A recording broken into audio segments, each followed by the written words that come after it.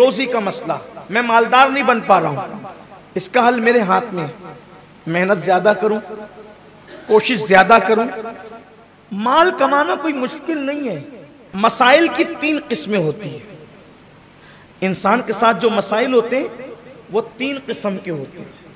Number 1, एक मसला ऐसा होता है जिंदगी में कि उसका हल अपने हाथ में नहीं होता। 3 किस्म के मसाइल हैं। पहला मसला ऐसा है कि जिसका हल अपने हाथ में नहीं होता, इंसान को इंतजार करना पड़ता है कि वक्त आएगा तो यह मसला खुद ब खुद हल हो जाएगा। आप हल करने जाओगे परेशान रहोगे, जितना उसको हल करने की कोशिश करोगे उतना परेशान रहोगे।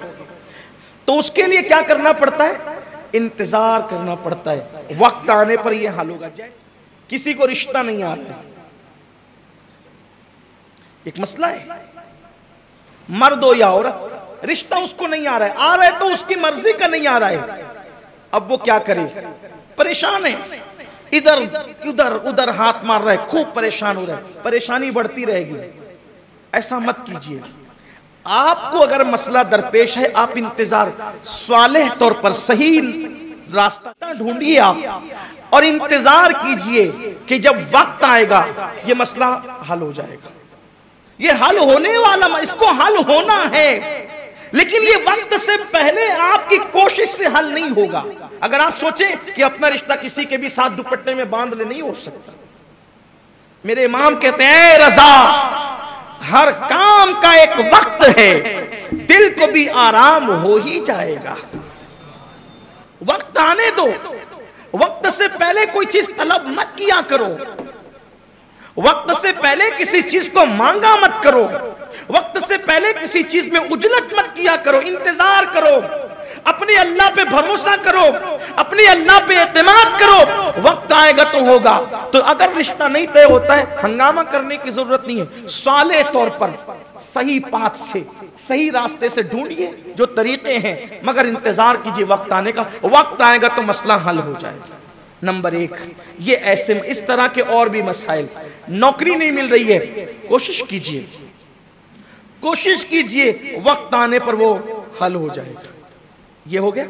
नंबर 2, दूसरा मसला वो होता है कि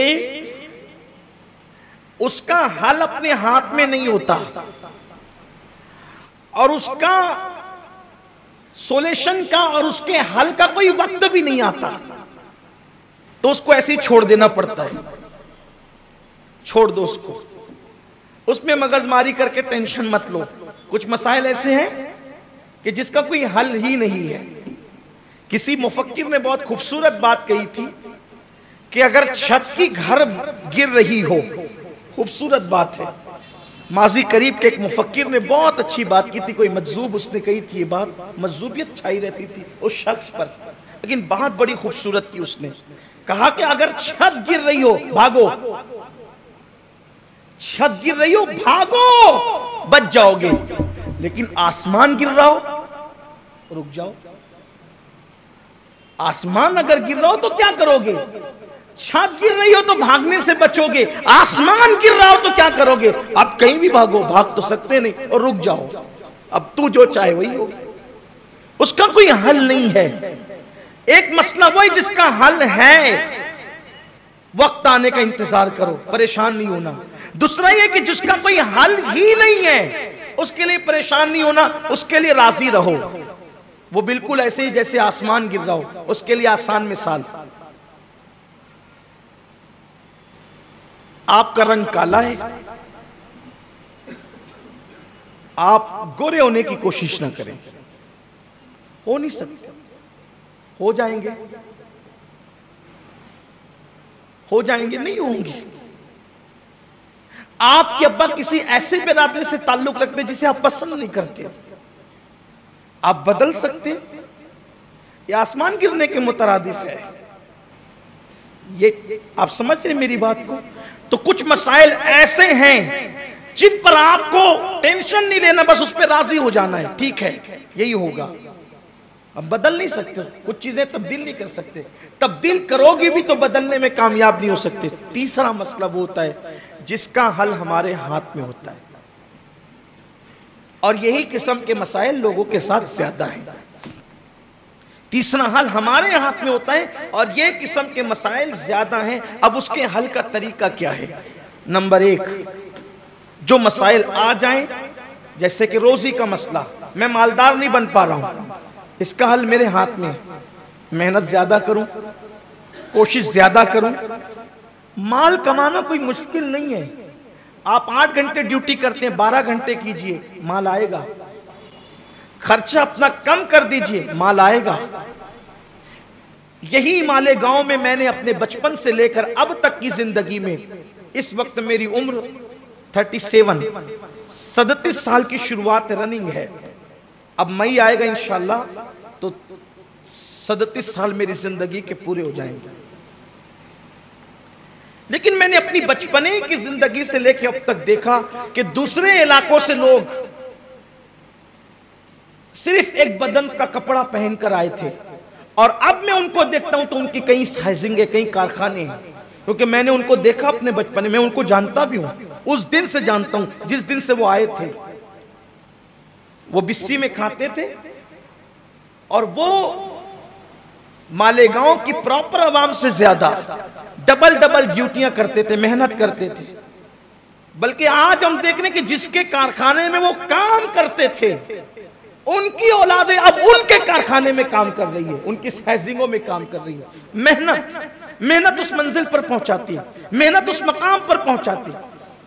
तो ये अगर आपके साथ मामला है कि आपकी रोजी में तंगी है, आपकी रोजी का कोई मसला, आप मालदार बनना चाहते हैं, कोशिश ज्यादा कीजिए, मेहनत ज्यादा कीजिए, काविशें अपनी ज्यादा कीजिए, इंशाअल्लाह बरकत होगी। और एक बात हमेशा याद रखना, फरमाया गया मन जद्दा वजदा, जिसने कोशिश की उसने पा लिया।